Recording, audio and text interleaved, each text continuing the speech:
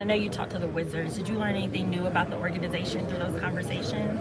I was surprised by how much they wanted to talk about like Darren as a person today instead of basketball. I probably asked two basketball questions and the rest was about like me. I wonder if he expressed that surprise because he seemed bothered by it during the interview with the Wizards. That would be interesting to know because that's an off putting answer. From my guy, Ned. Ned writes, spot on Peterson's answer. How detached do you have to be to not know why they're asking questions about you versus your basketball? Seemed arrogant. It's not the word I would use, Ned. It seems detached and or disingenuous. I would certainly lean towards the second part of that because I don't know how they could have sheltered him from the storm that was swirling around him the entire season. For those of you who don't know what I'm talking about, Darryn Peterson played at Kansas this year.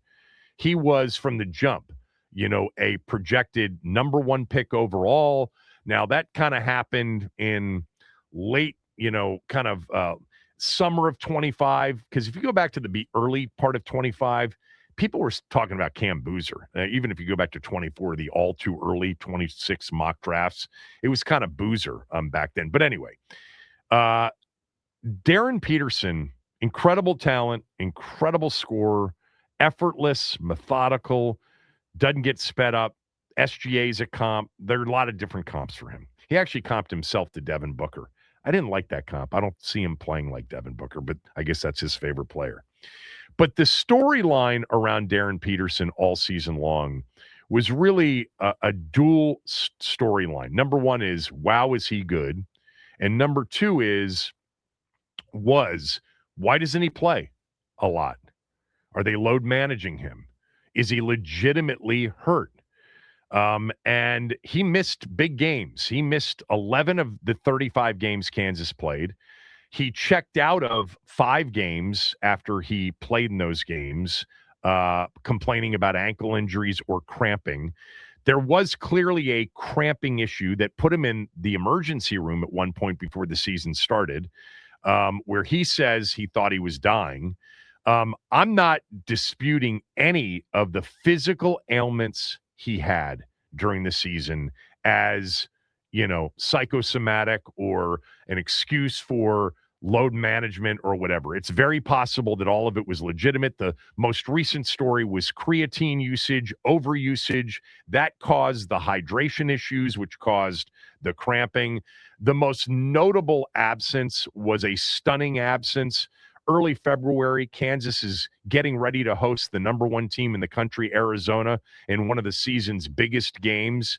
He goes through warm-ups, the whole thing, and pulls himself from the game 30 minutes before tip. Seemed to frustrate the hell out of Bill Self and the Kansas staff, but they moved on. They won the game in that particular game. Yeah. Right? I'm forgetting. They beat BYU in a game which he took himself out of in the second half. But anyway, the storyline with him all year long, A, he's good. B, what's going on?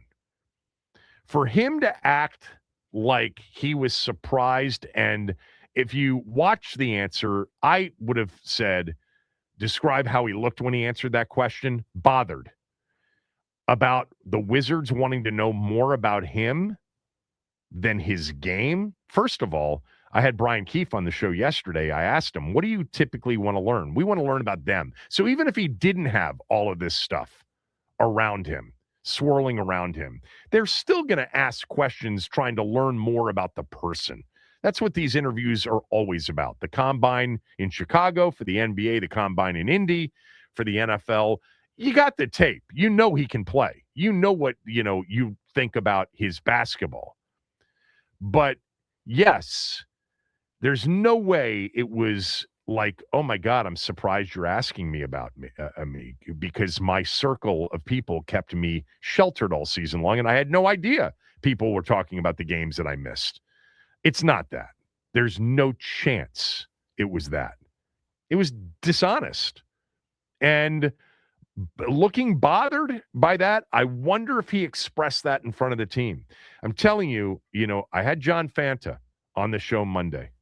I asked John about the thought about Darryn Peterson around the league and what the concerns would be. And he said, the circle. And if the team isn't comfortable that the people around Darryn Peterson don't know that once he becomes a pro, their vote doesn't count anymore, they won't take him. This will be a fascinating watch to see if teams, after interviewing him, after doing all their due diligence, say, unbelievable talent, but not worth that level of an investment. Is it possible he could fall to 3 or 4 in the draft? Yeah, I think it's possible. Ben Standig next.